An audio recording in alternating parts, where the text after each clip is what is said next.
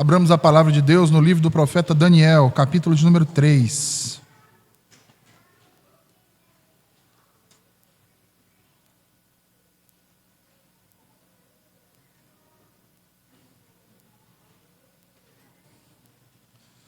Daniel, capítulo 3.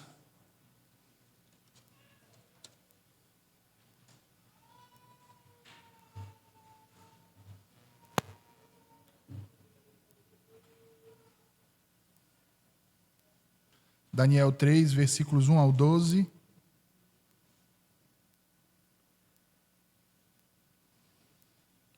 O rei Nabucodonosor fez uma estátua de ouro, cuja altura era de 60 côvados, e a sua largura de 6 côvados. Levantou-a no campo de Dura, na província de Babilônia. Então o rei Nabucodonosor mandou reunir os príncipes, os prefeitos, os governantes, os conselheiros, os tesoureiros, os juízes, os capitães e todos os oficiais das províncias, para que viessem à consagração da estátua que o rei Nabucodonosor tinha levantado. Então se reuniram os príncipes, os prefeitos e governadores, os capitães, os juízes, os tesoureiros, os conselheiros e todos os oficiais das províncias à consagração da estátua que o rei Nabucodonosor tinha levantado. E estavam em pé diante da imagem que Nabucodonosor tinha levantado. E o arauto apregoava em alta voz: ordena-se a vós, ó povos, nações e línguas, quando ouvides o som da trombeta, da flauta, da harpa, da sambuca, do saltério, da gaita, de foles e de toda espécie de música, prostrar-vos-eis e adorareis a estátua de ouro que o rei Nabucodonosor tem levantado. E qualquer que não se prostrar e não a adorar, será na mesma hora lançado dentro da fornalha de fogo ardente. Portanto, no mesmo instante em que todos os povos ouviram o som da trombeta, da flauta, da harpa, da sambuca, do saltério e de toda espécie de música, prostraram-se todos os povos, nações e línguas, e adoraram a estátua de ouro que o rei Nabucodonosor tinha levantado. Por isso, no mesmo instante, chegaram perto alguns caldeus e acusaram os judeus. E responderam, dizendo ao rei Nabucodonosor: ó rei, vive eternamente. Tu, ó rei, fizeste um decreto pelo qual todo homem que ouvisse o som da trombeta, da flauta, da harpa, da sambuca, do saltério e da gaita de foles, e de toda espécie de música, se prostrasse e adorasse a estátua de ouro. E qualquer que não se prostrasse e adorasse, seria lançado dentro da fornalha de fogo ardente. Há uns homens judeus, os quais constituíste sobre os negócios da província de Babilônia, Sadraque, Mesaque e Abednego. Estes homens, ó rei, não fizeram caso de ti. A teus deuses não servem, nem adoram a estátua de ouro que levantaste. Até aqui? Amém. Vamos orar, meus irmãos.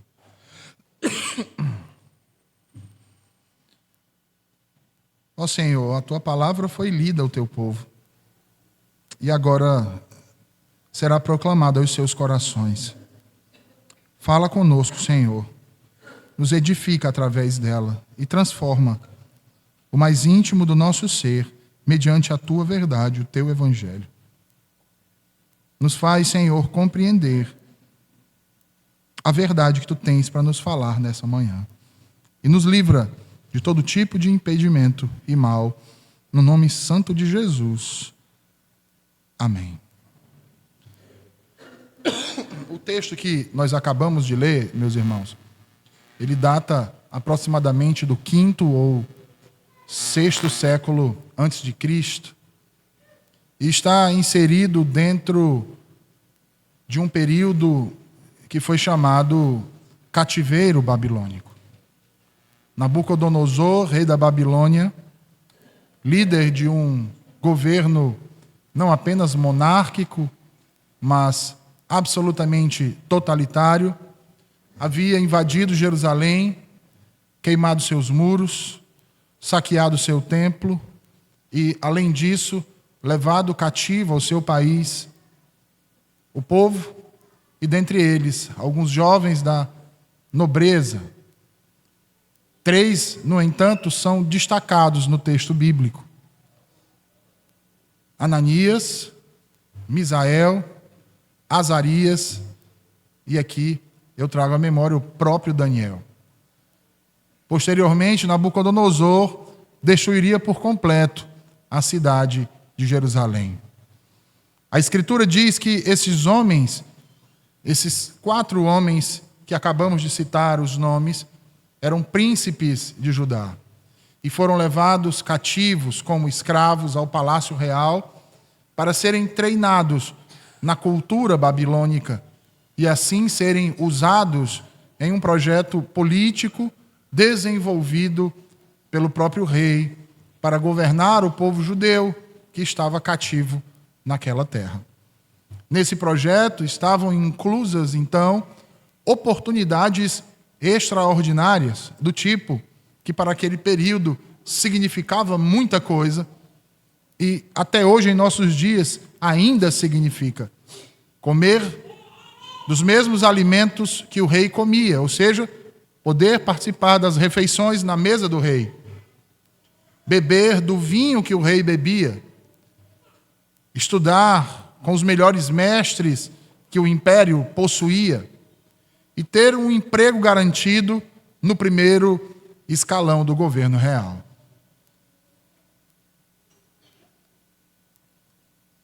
Tais benefícios ainda são apreciados por muitos de nós em nossos dias. E naqueles dias, então, eram muito mais. No entanto, tudo isso tinha um preço. A pergunta que fazemos, então, é: que preço era esse? Ora, eles precisavam deixar de lado seus valores, seus princípios, para abraçar a cultura babilônica, seus deuses, suas leis, seus costumes. Precisavam, portanto, abrir mão de sua integridade perante o Deus de Israel. Diante disso, o que eles fazem então? Vejam, em uma situação de miséria, pobreza e escravidão, aqueles 3 rapazes tomam uma decisão que poucos em seus dias tomaram. E poucos em nossos dias tomariam também. Mas tomam uma decisão e a tomam de modo firme, com intrepidez. Eles decidem não se contaminar, mas manter sua integridade, mesmo em meio a tanta adversidade. E, meus irmãos, a Escritura diz que eles foram treinados, foram capacitados para as funções que iriam desempenhar, foram equipados, foram provados e aprovados e colocados em uma posição de destaque dentro do governo da Babilônia. A Bíblia diz que isso suscitou inveja por parte dos caldeus, que armaram então um plano contra eles, acusando-os de infidelidade por não obedecerem a uma norma que apoiava um esquema de corrupção, denunciando-os ao rei. Provados na adversidade, o que lhes salvaria de serem também provados em tempos de prosperidade? Há um provérbio popular no mundo que diz que todo homem e toda mulher tem um preço. Estes 3 jovens judeus desmentem tal provérbio, porque eles não tiveram um preço. O preço deles já havia sido pago antes que houvesse mundo. E por isso eles se mantêm íntegros no vale, se mantêm íntegros também no monte, se mantêm íntegros na pobreza e se mantêm íntegros na riqueza, no prestígio e no desfavor, na posição de destaque ou na posição de humilhação.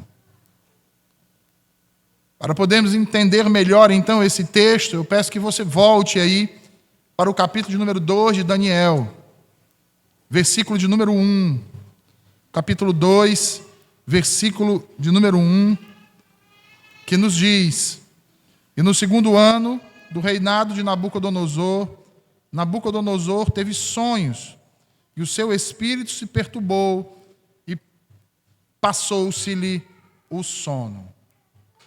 Se você já tiver lido o livro do profeta Daniel, e já tiver lido todo o capítulo 2, você vai lembrar que o texto narra o sonho que teve o governante, o rei da Babilônia.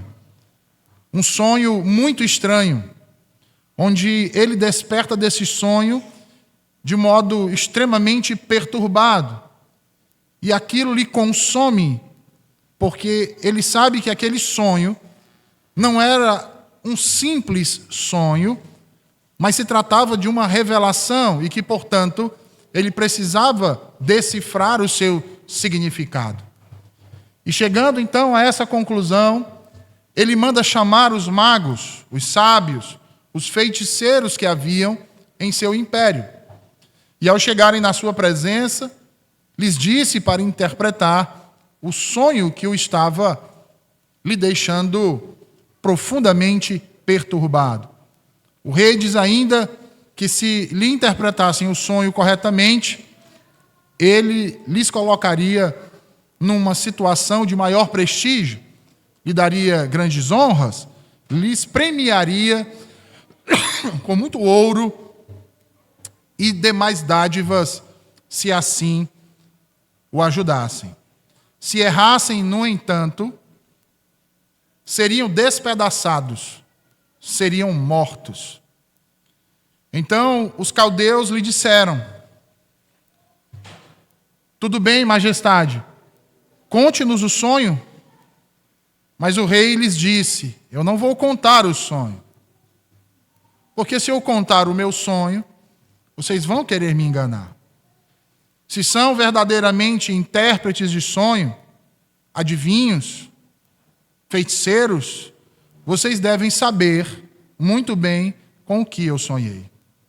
Então eles disseram ao rei: mas, Senhor, nenhum homem é capaz de fazer isso. Só os deuses podem fazer isso. E os deuses não moram com os homens. Nabucodonosor fica mais irado ainda e perturbado. E manda então executar aqueles magos, aqueles sábios e o feiticeiro. E quando um dos emissários estava a caminho de cumprir o mandato do rei, a Bíblia diz que Daniel o intercepta e lhe pede um tempo para interpretar o sonho do rei. Daniel corre até então aqueles 3 que lemos a respeito no capítulo de número 3. Ananias, Misael e Azarias, seus nomes judaicos.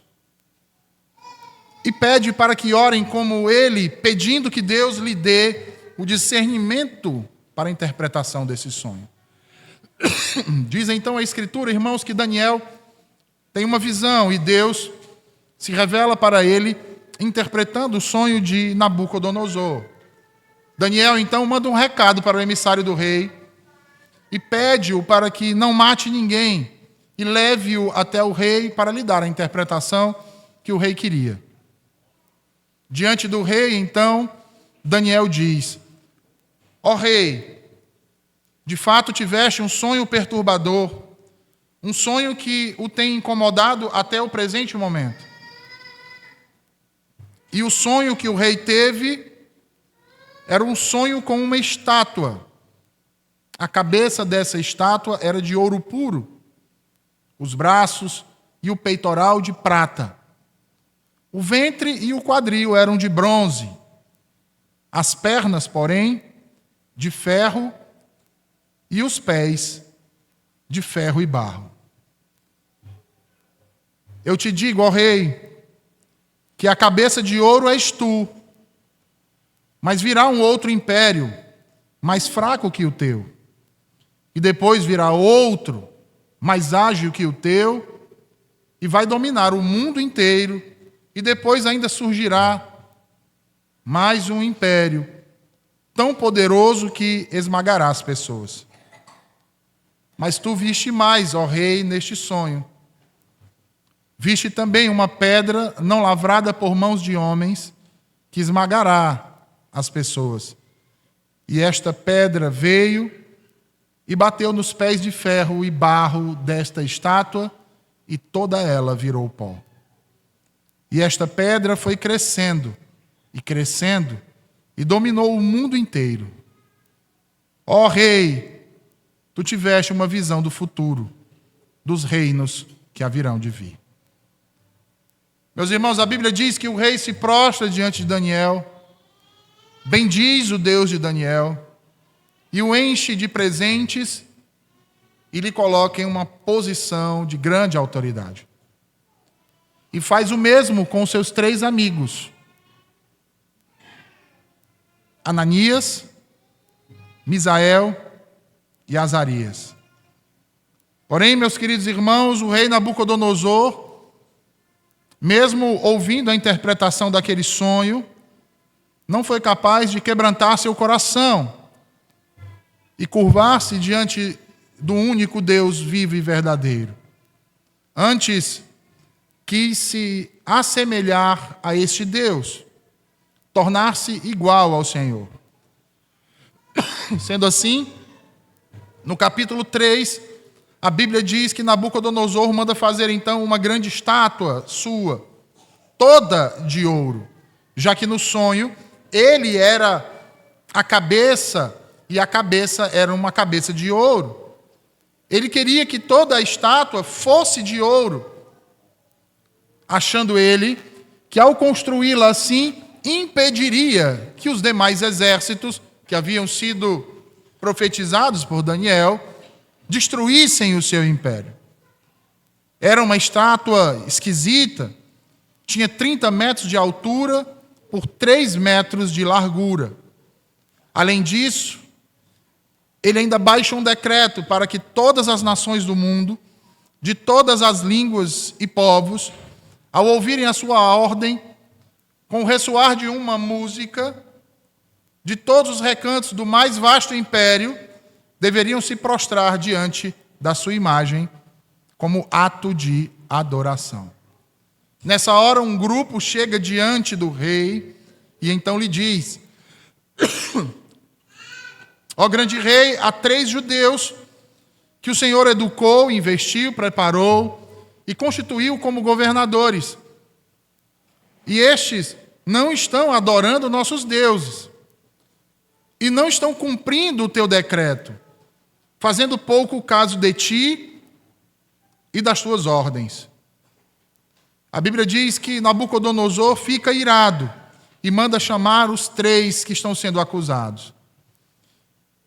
E ao indagá-los acerca de tal ação, se era verdade que eles não estavam se curvando diante dos deuses da Babilônia, e nem mesmo estavam se curvando diante da estátua de ouro que ele mesmo havia levantado e ordenado que todos deveriam se curvar, e que se isso fosse verdade, eles estariam inclusive dispostos a morrer, os 3 respondem igualmente que sim. Ao ouvirem isso daqueles 3, a Bíblia diz que o rei fica furioso e manda-os para a fornalha de fogo ardente. Aqueles 3 judeus olharam uns para os outros e responderam ao rei que o rei sabia que se o Deus deles quisesse livrar a eles, certamente ele o faria. Mas se o Deus deles quisesse que eles morressem naquela fornalha, então eles se submeteriam a isso. Descontrolado emocionalmente, Nabucodonosor passa a agir de forma insensata e manda aquecer a fornalha 7 vezes mais. A fornalha aquecida 7 vezes mais, manda então que joguem os 3 atados, diz a Escritura. E depois de jogá-los, o rei foi olhar as chamas consumindo-os. Mas enquanto os olhava, percebeu que, ao invés de 3 pessoas, haviam 4. E que ao invés das chamas estarem consumindo estes 4, eles passeavam na fornalha. O rei, espantado, então, diz: o que é isso? Jogamos 3, mas lá tem 4. Então ele se aproxima e grita: Sadraque, Mesaque e Abednego, servos do Deus Altíssimo, venham para fora da fornalha. Os 3 saem daquela fornalha e Nabucodonosor decreta que todo aquele que blasfemasse contra o Deus dos 3 deveria ser exterminado. Além disso, decreta também que os 3 deveriam ser promovidos, pois não havia Deus como Deus deles, e que não havia felicidade como a felicidade deles, e que não havia fé como a fé deles, que preferiram a morte a corromper a sua integridade para com o seu Deus. E aqui, meus irmãos, eu quero chamar a atenção de todos vocês para algumas lições importantes nesse texto que acabamos por fazer a exposição. Primeiro, um problema da natureza humana, a necessidade do homem em ser alguém importante. Nos versículos 1 ao 7 do capítulo 3 de Daniel, nós vemos o desejo insano do homem de querer ser alguém grande, de querer ser alguém importante, alguém que seja destacado frente aos demais. A velha mania humana de não se contentar com o que é, de não se contentar com o que tem e de não se contentar com o que Deus lhe deu, mas sempre almejar mais e sempre querer mais do que já possui. Nabucodonosor não se contentou em ser o rei do Império Babilônico, de ser chamado de rei de reis. Ele queria ser chamado de Deus. Em vez de se humilhar diante da revelação recebida no capítulo 2, ele se exalta. Em vez de adorar com aquilo que Deus lhe mostra no capítulo número 3, ele quer se tornar como ele, instituindo uma imagem gigantesca de ouro para as nações lhe prestarem culto. Ao invés de libertar os cativos, ele procura escravizar suas consciências e usa da sua religião para consolidar a sua política totalitária. Sendo assim, Nabucodonosor estabelece uma pena para os que são desobedientes: a morte. Ele também estabelece um método, a fornalha. Institui uma verdadeira inquisição, e esses judeus estão diante desse quadro de opressão, ameaça e morte. Agora eu pergunto a vocês nessa manhã, meus irmãos, será que teríamos a vontade e a disposição de obedecer a Deus em circunstâncias como essa, como fizeram Ananias, Misael e Azarias?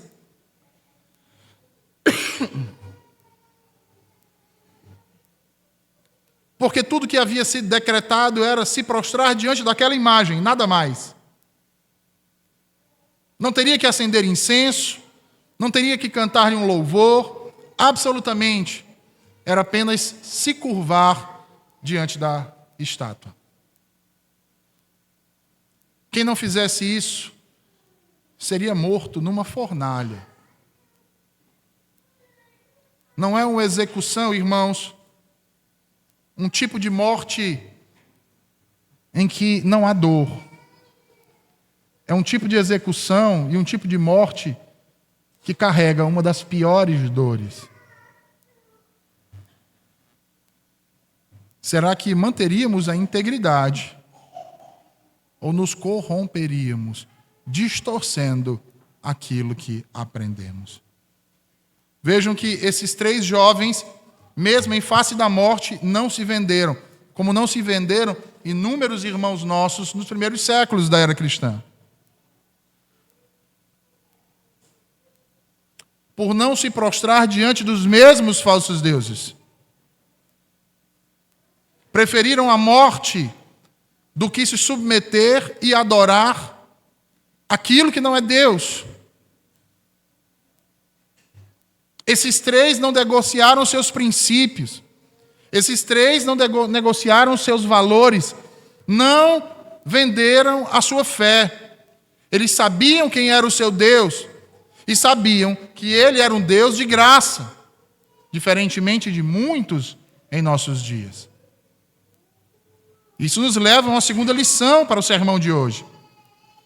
A memória curta que os homens têm quando se trata de gratidão. Ora, se temos memória curta de sermos gratos àqueles que nos ajudam como nossos semelhantes, mais curta ainda é quando essa gratidão diz respeito a alguém que os nossos olhos não podem enxergar, que as nossas mãos não podem apalpar e nem os nossos braços podem abraçar. Os nossos ouvidos não podem ouvir. Nos versos 8 a 12, nós temos uma acusação tecida contra Ananias, Misael e Azarias. E adivinha quem são os seus acusadores? Adivinha quem trama contra eles? Exatamente aqueles a quem Daniel pediu para que não executassem. Aqueles três, ao invés de serem gratos pelo que estes fizeram, são os primeiros a esquecer e, por favor próprio, e por interesses próprios, e diga-se de passagem, ganância em um plano de corrupção, colocam-nos ao fio da espada. Mas e quantas vezes não agimos nós assim também, irmãos? O fato aqui é que esses homens estão agindo com tamanha ingratidão. E sabe por quê, irmãos? Porque não sabem o que é amar. Não sabem o que é o amor. Não sabem o que é a graça. Nem muito menos a misericórdia. São soberbos, são egoístas. E homens soberbos e egoístas têm memória curta quando se trata de gratidão. Vou repetir, irmãos. Homens soberbos e egoístas têm memória curta quando se trata de gratidão. Vejam que esses homens falaram inverdades contra Ananias, Azarias e Misael. No versículo 12 do capítulo 3, o texto diz: estes homens, ó rei, não fizeram caso de ti. Percebam, irmãos, que não é que não fizeram caso do rei. Eles fizeram caso do rei dos reis, um rei superior àquele rei. Porque eles reconhecem que acima do rei da Babilônia está o Deus eterno, que é maior do que todo rei humano. E é a quem deve se submeter. E é o princípio pelo qual devem ser guiados em todas as suas decisões. Ananias, Misael e Azarias não eram homens obstinados, não eram homens rebeldes, muito pelo contrário, mesmo escravos se submeteram em tudo aquilo que não contrariava a sua fé, em tudo aquilo que não os fazia blasfemarem contra Deus. Mesmo debaixo de um jugo terrível, de uma nação ímpia, em nada foram rebeldes. Vejam o modo como eles respondem ao rei. Eles não inventam mentira, eles não faltam com respeito. O que o rei pergunta, eles respondem e respondem com integridade e firmeza. Eles não eram daqueles que transtornam a ordem pública ou que conspiram contra o rei, provocando um tipo de motim, de sedição contrária ao seu governo. Mas estes que os denunciaram torcem, colocam as coisas de forma enviesada para que se tirem conclusões erradas, armam, tramam, urdem para enganar. E observe que pessoas assim chegam sempre de forma sorrateira, bajuladora. Viva o rei! Porque, na verdade, eles não estão interessados no rei. Eles não estão interessados no reino da Babilônia. Não estão interessados nem mesmo nos deuses da Babilônia. Eles estão interessados em destruir Ananias, Misael e Azarias.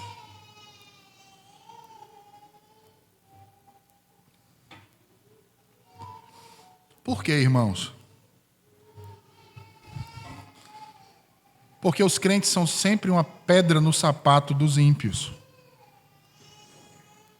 Esses 3 moços estavam diante do caminho deles na perpetração dos seus planos de corrupção. E do que acusaram esses 3? Você já prestou atenção do que é a acusação? A acusação contra eles é por eles serem íntegros. Por eles não darem um jeitinho. Por eles não dizerem assim, mas é só agora. É só essa vez. Deus é um Deus de graça, Ele vai entender. É por motivos maiores. Não é assim? Eu vou lhes dizer uma coisa, meus queridos irmãos. As virtudes dos crentes incomodam mais do que os seus defeitos. O que mais aflige um inimigo não são os seus erros, mas o seu compromisso com a verdade. É a sua integridade, é a sua honestidade, é a sua fidelidade para com Deus que aflige o inimigo. É você não abrir mão dos princípios e valores que Deus lhe ensinou em favor de vantagens imediatas. Me acompanha aí nos versículos 16 ao 18 do texto de Daniel, capítulo 3, por favor. Onde diz assim, capítulo 3, versículos 16 ao 18. Responderam então Sadraque, Mesaque e Abednego e disseram ao rei Nabucodonosor: não necessitamos de te responder sobre este assunto. Eis que o nosso Deus, a quem nós servimos, é que nos pode livrar. Ele nos livrará da fornalha de fogo ardente e da tua mão, ó rei.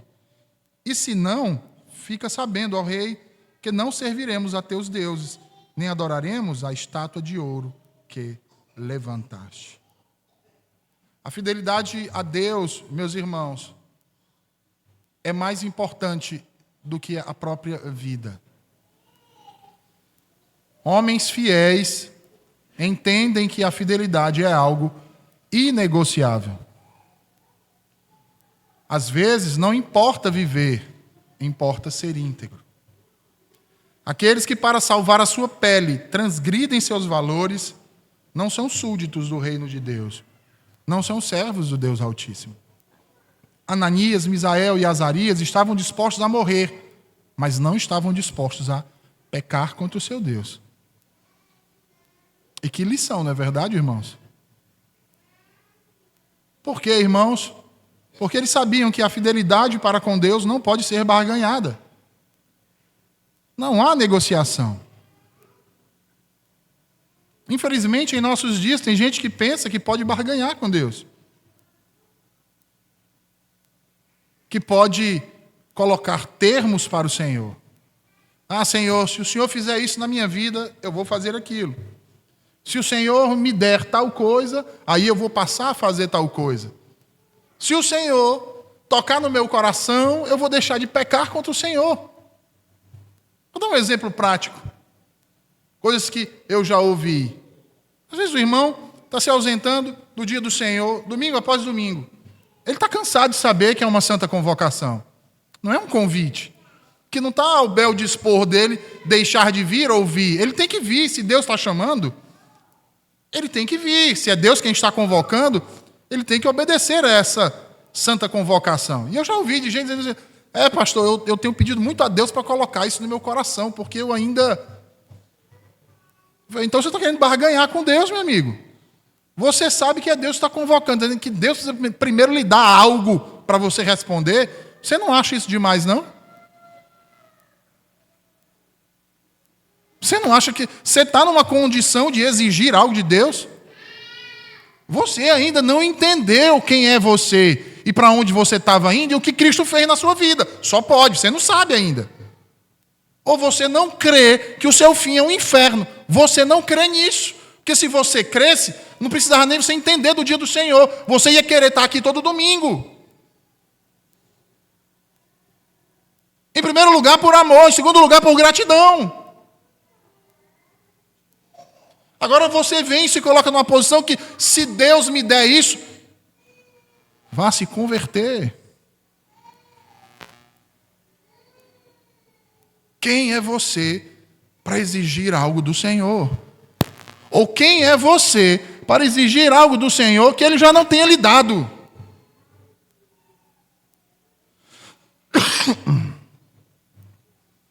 Deus não barganha nada com ninguém, irmãos, Ele é Deus. E Ele age conforme o conselho da sua própria vontade. Vejam, Ananias, Misael e Azarias agem completamente diferente disso. Eu fico imaginando se fossem alguns de nossos dias, né, no lugar deles. Olha, Senhor, eu tenho sido fiel a Ti, não deixa esse rei me colocar naquela fornalha, não. Ó, Senhor, eu não me prostrei diante lá da imagem, então, ó, eu não quero ir para a fornalha, não. É muito ruim isso. Mas olha como esses caras respondem. Se o nosso Deus quiser nos salvar, nós seremos salvos, rei. E você não vai poder fazer nada. Mas se o nosso Deus não quiser nos salvar, amém. Porque Ele é Deus. E sabe qual é o grande ponto aqui desses três, e que muitos de nós ainda não compreendeu? É que esses três servem a Deus pelo que Deus é, e não por aquilo que Deus pode lhes dar. Eles servem ao Senhor pelo que o Senhor é, e não por aquilo que o Senhor pode fazer deles ou por eles. E é aí onde mora toda a diferença. A consciência do pacto. Desse Deus que diz: eu sou o vosso Deus e vós sois o meu povo. Uma consciência pactual, que é o que falta a muitos crentes hoje. Que tem trazido o paganismo para dentro da sua fé. Com um Deus de troca, com um Deus de barganha. Esses três servem a Deus por quem Deus é. Eles não servem a Deus por causa da bênção de Deus. Eles servem a Deus por causa do caráter de Deus.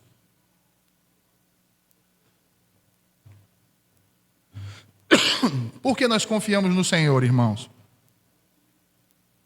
Pare para pensar um pouco nisso. Responda a você mesmo. Por que você confia tanto no Senhor? É por causa do poder de Deus? Ou é porque reconhece que Ele é Deus e que além dele não há nenhum outro? É pertinente a pergunta, uma vez que nestes últimos dias tem milhares de pessoas tentando se aproximar de Deus pelo que Deus tem para oferecer. Por isso se aproxima de Deus, porque Ele tem poder. Ora, se Ele tem poder, Ele pode me dar o que eu preciso. Então Ele pode me curar, para eu poder servir Ele. Ele pode trazer meu marido de volta, para eu virar crente. Ele pode acabar com minhas dívidas, para eu então voltar a dizimar. Ele pode me tirar da tribulação, para que eu possa então me consagrar a Ele. A felicidade do Senhor não é negociada, irmãos. Os crentes em Jesus confiam no Senhor, não por causa do seu poder, mas por causa do caráter de Deus. E assim chegamos à quarta lição do sermão nessa noite. Cuidado com a pressão da maioria, porque ela pode destruir a sua vida muito mais do que uma fornalha 7 vezes aquecida. Ananias, Misael e Azarias eram vozes isoladas em todo o império. Alguém poderia dizer para eles: vocês são loucos, vocês são jovens, vocês podem influenciar esse império para melhor. Vocês têm a oportunidade de libertar o nosso povo. Vocês acham que eles não ouviram isso? Não vão buscar embate com o rei, não. Não sejam tão duros, não sejam tão radicais, não sejam tão fanáticos. Sejam mais flexíveis, negociem. Depois, mais tarde, vocês vão explicar melhor a situação. Agora não é hora de correr riscos. Vocês podem ser mortos. Não é prudente, não é sensato, não é seguro. E é engraçado, irmãos, porque nós somos provados até nessas coisas. Porque não é fácil ver aquele nosso amigo do trabalho dar um jeitinho aqui, mentir um pouquinho ali, trazer um agrado acolá, crescer, e você que procura fazer tudo certo, permanecer no mesmo lugar. Não negocie valores. Não os venda. Não entregue sua alma à vontade de Satanás. Não se corrompa para ganhar vantagens. Faça como esses 3 judeus. Esteja pronto para morrer, mas não esteja pronto para pecar. Em último lugar, quinta lição de hoje. Fomos chamados para sermos testemunhas da verdade. Percebam aqui a firmeza desses 3 jovens. Eles não foram chamados para serem advogados de Deus. Eles não saíram em um embate teológico com Nabucodonosor, percebem? Eles foram chamados para testemunhar acerca desse Deus. Por isso, vejam aí o que o rei diz no final do verso 15. E quem é o Deus que vos poderá livrar das minhas mãos? Aqui eles poderiam ter dado uma aula de teologia para o rei. Veja bem, ó rei, o nosso Deus é um Deus todo-poderoso, vivo, verdadeiro, que possui alguns atributos comunicáveis e outros que são incomunicáveis. Ele é onipotente, ele é onipresente, ele é onisciente, ele é infinito, imutável, eterno. Ele é isso, ele é aquilo. Eles poderiam ter dado uma aula para o rei. Mas Deus não precisa, ou não estava precisando ali de uma defesa. Deus estava precisando ali de testemunho, vida. Nós conhecemos o nosso Deus, nós confiamos no caráter do nosso Deus, nós sabemos quem é o nosso Deus e sabemos que o nosso Deus tem poder para livrar. Mas nós não somos donos da agenda do Senhor. Os 3 sabiam quem Deus é. Sabem que Ele não se dobra aos caprichos do homem e que Ele faz o que quer, como quer e na hora que quer. Pois Ele não depende de suas criaturas para agir. Ele age conforme o conselho da sua própria vontade. Isso me faz lembrar um detalhe importante aqui, irmãos. Notem que esses homens têm uma profunda confiança em Deus, mas não são arrogantes em sua fé. Eles dizem: Deus pode nos livrar. Eles não dizem: Deus vai nos livrar. Quantas vezes nós proferimos determinadas declarações arrogantes em nome da fé, quando na verdade não tem nada de fé, mas pura soberba humana, como se Deus tivesse limitado a nossa vontade. E assim determinamos o que Deus tem que fazer. E ai de Deus se não fizer. Esses homens têm uma fé humilde, irmãos, sincera e simples. Eles dizem: sabe, ó rei, se o nosso Deus quiser nos livrar, seremos salvos. Mas se não quiser nos livrar, nos submeteremos ao que Ele quer fazer de nossas vidas. Vamos continuar sendo íntegros, mesmo que isso nos custe a vida. Meus irmãos, Deus nos chamou para fazer aquilo que é certo e não o que é politicamente correto, querendo administrar as consequências. Deus não nos chamou para administrar consequências, mas para fazer o que é certo. Talvez pelo fato de você ser fiel, você seja perseguido. Pelo fato de você ser fiel, você seja demitido ou considerado até mesmo como persona não grata pelos seus colegas de trabalho. Talvez você seja escanteado na faculdade, na escola, ou até mesmo na sua família. Mas eu lhes digo, tome como exemplo esses 3 hoje aqui. Não negocie sua consciência. Permaneça firme. Deixe os resultados nas mãos de Deus. Cuide da sua vida, uma vida de piedade diante do Senhor. E deixe que o resto Deus tomará de conta. Porque se você lembrar, Deus não livrou os 3 da fornalha. Não é assim? Ele os livra na fornalha. Ele não os livrou da fornalha. Eles não deixaram de ser colocados na fornalha. Eles foram colocados na fornalha. Deus os livrou ali. E que realidade fantástica Deus nos mostra aqui, irmãos. Porque em meio ao desafio de um rei, que no verso 15 demonstra uma insanidade terrível, mandando aquecer aquela fornalha 7 vezes mais, que manda atar pessoas antes de jogá-las na fornalha, no verso 20, a ponto das pessoas que vão jogar morrerem por chegarem na boca. Vejam bem, os que foram lançar os 3 atados, ao se aproximar da boca da fornalha, foram mortos. E Deus mostra a sua misericórdia, seu poder e sua justiça.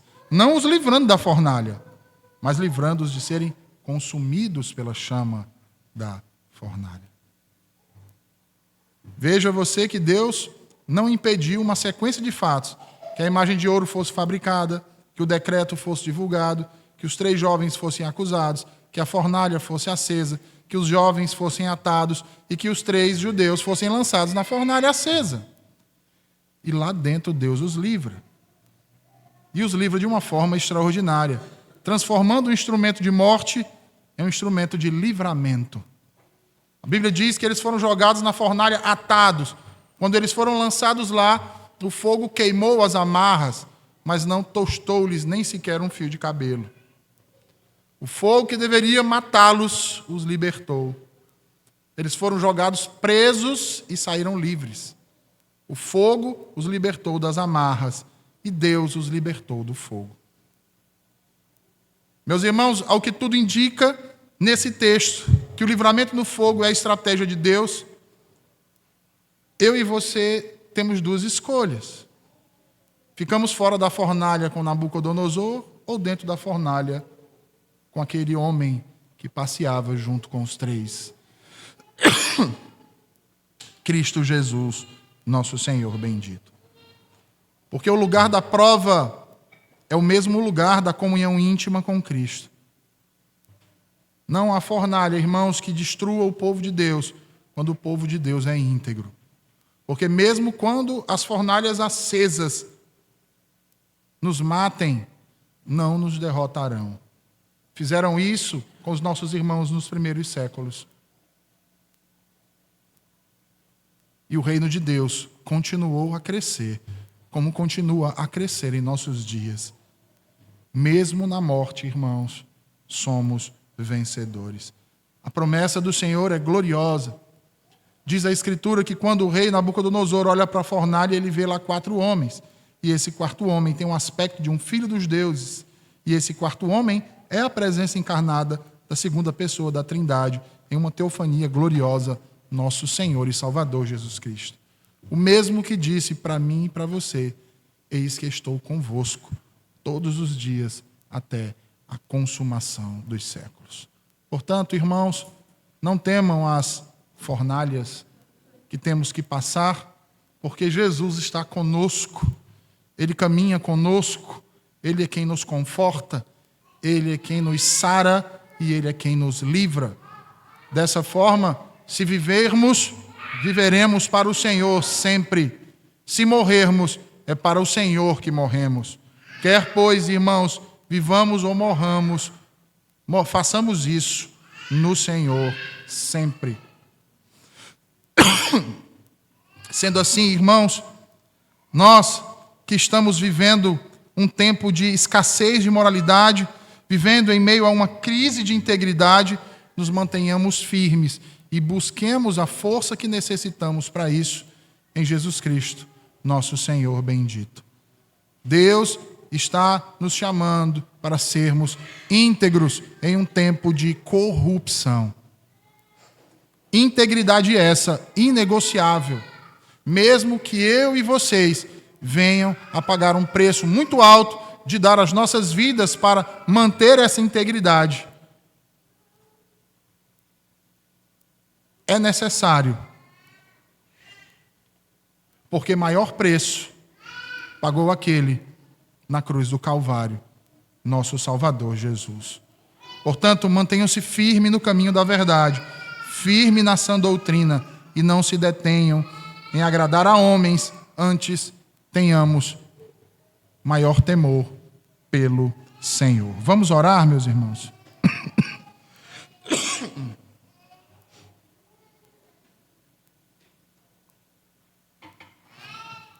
Ó Senhor, bendito és Tu, que nos livra do mal, Senhor.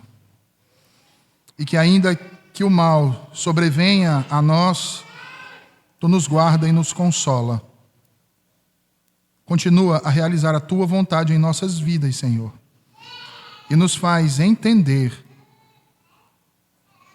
e em Ti confiar, Senhor, para nos momentos de tribulação e aflição, assim como viveram esses 3 judeus, possamos nos manter íntegros, para o louvor e a glória do Teu santo nome. Em Cristo Jesus, esta é a nossa oração. Amém.